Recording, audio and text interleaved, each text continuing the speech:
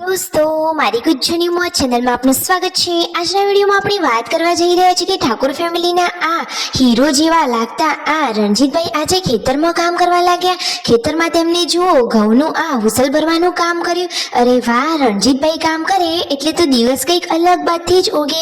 તો શિલ્પા ભાભીએ તેમના વખાણ કર્યા, કેવા વખાણ કર્યા અને અડધી રાત્રે તેઓ ખેતરમાં કામ કરવા ગયા। કેટલું કામ કરાવ્યું દોસ્તો। અને આજે જેન્સુની તબિયત ઠીક નથી તો પૂનમ ભાભી તેને હોસ્પિટલ લઈને ગયા। ડોક્ટરે શું કહ્યું આ બધી જ માહિતી મળશે તમને મારા આ વિડીયોમાં। મારી ચેનલ ઉપર નવા હોય તો ચેનલને ફટાફટ લાઈક શેર અને સબસ્ક્રાઇબ કરી દો। Full video in life of Thakor channel દોસ્તો ફૂલ વિડીયોની લિંક ડિસ્ક્રિપ્શનમાં મૂકેલી છે, ત્યાં જઈને તમે આખો વિડીયો વોચ કરી શકો છો। આવી ટૂંકી ટચુકડી લાઈવ લેટેસ્ટ ટ્રેન્ડિંગ માહિતી મેળવવા માટે કરી દો મારી ચેનલને ફટાફટ સબસ્ક્રાઇબ। તો ચાલો દોસ્તો વધારે રાહ ન જોતા આપણે વિડીયોની શરૂઆત કરી દઈએ છીએ। તો જુઓ ઠાકોર ફેમિલીમાં બધા લોકો કામે લાગી ગયા છે અને બધાના ચહેરા ઉપર સરસ મજાની ખુશીઓ છે। બપોરનો ટાઈમ થઈ ગયો છે અને જમવાનો ટાઈમ પણ થવા આવ્યો છે। તો દોસ્તો આજે તો જમવામાં શું બનાવ્યું છે તો સરસ મજાનો મોહનથાળ પણ છે, મસ્ત મજાનું રસાવાળું શાક અને બાજરીના રોટલા અને છાશ તો ખરી જ। તો જુઓ આખું ફેમિલી સાથે જમવા બેસી ગયા। જેમ જેમ બધા કામ પતાવે એમ મારા પરથી બધા જમવા માટે આવી રહ્યા છે। પછી સાંજના ટાઈમે બધા લોકો ચા નાસ્તો કરતા હતા। એ ટાઈમે રાત્રે ઘઉંનું હુસલ ભરવા જવાનો વિચાર કર્યો। તો આજે તો દોસ્તો થાર ગાડી લઈને જવાનું છે ખેતરમાં ઘઉંનું હુસલ ભરવા। તો ખેતરમાં કોણ કોણ જવાનું છે? રણજીતભાઈ તો જવાના જ છે। આજે પહેલી વાર તેઓ ખેતરમાં કામ કરવા જઈ રહ્યા છે। એમને તો કોઈ પણ કામ કરવામાં નાનમ તો નથી જ, બધું જ કામ કરે છે। અને જુઓ પૂનમ ભાભી રાતના શાક વઘારવાની તૈયારીઓ કરી રહ્યા છે। આજે તો ઘરે બની રહ્યું છે સરસ મજાનું પરવાનું શાક।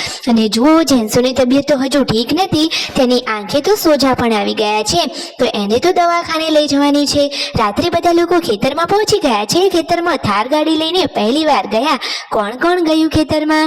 સંજયભાઈ, રણજીતભાઈ, રાકેશભાઈ, તેમના મમ્મી અને શિલ્પા ભાભી। તો દોસ્તો આજે રાત્રે આ કામ તેઓ પૂરું કરીને જ ઘરે આવશે કે શું? તો જુઓ તેમના મમ્મીએ ટોકર અને તેમની સાડીમાંથી બનાવેલા બોરા ને બધું જ લઈ લીધું છે। તો હવે ફાઇનલી ખેતરમાં પહોંચી ગયા છે।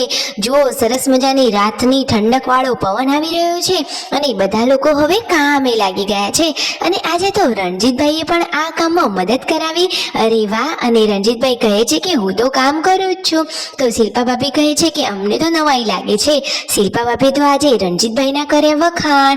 જુઓ સંજયભાઈ, રાકેશભાઈ બધા જ લોકો મોઢું બાંધી અને હવે કામે લાગી ગયા છે। આખો પરિવાર કોઈ પણ કામ સાથે મળીને કરે છે તો કામ ફટોફટ પૂરું થઈ જાય। કહેવાય છે ને કે જાજા હાથ તો રળિયામણા। આ રહ્યા તેમના મમ્મીના આ બોરા સાડીના।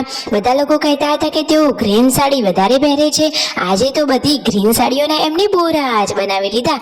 જુઓ તમને વિડીયોમાં બતાવી રહ્યા છે એમના હાથમાં આ 2 બોરા છે।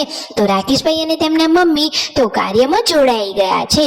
હવે શિલ્પા ભાભી, સંજયભાઈ અને રણજીતભાઈ પણ તેમને હેલ્પ કરી રહ્યા છે। તો ફાઇનલી દોસ્તો લાગે છે કે કેટલા બોરા ભરાશે? તો કદાચ 9 થી 10 બોરા તો ભરાશે જ। તો આજે આવ્યા છે તો કામ તો પૂરું કરીને જ ઘરે જવાનું છે। તો જુઓ બધા લોકો પોતાની રીતે મહેનત કરવા લાગી ગયા છે। સંજયભાઈએ પણ મોઢું બાંધી લીધું છે અને આ સાડીનો બોરો લઈ લીધો છે। તો ફાઇનલી કામકાજની શરૂઆત થઈ ગઈ છે। તો દોસ્તો રણજીતભાઈએ આજે કામ કર્યું તો બધાને નવાઈ લાગી, પરંતુ રણજીતભાઈ પણ કામ તો કરે જ છે।